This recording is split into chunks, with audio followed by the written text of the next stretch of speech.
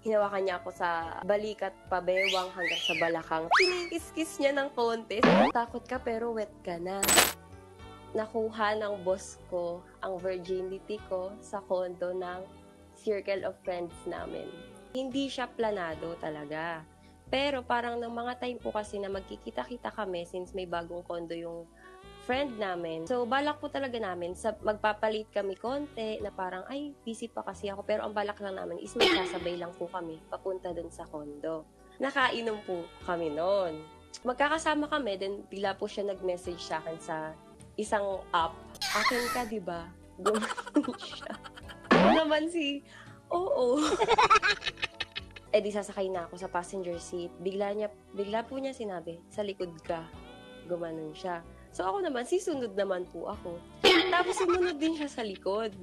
Na po ako hinalikan, ganyan. Tapos pinaluhod niya ako sa harapan niya, ganyan. Tapos... Sandali lang.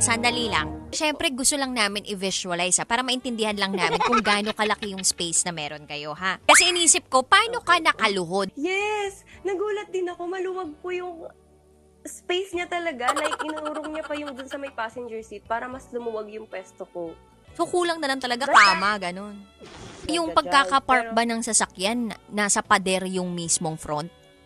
Yun nga po ang problema. Kasi yung pagkakapark ng sasakyan, may katabi kami sa kaliwat kanan, and then yung harap namin, daanan. Then tinalikod niya ako nung kinandong na niya ako.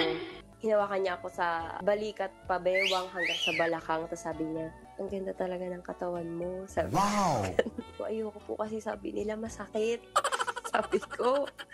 Tapos sabi niya, hindi, ganda lang naman. Parang kinikis-kiss niya ng konti. So, di ba sa ating mga babae, parang pinipigilan pa natin.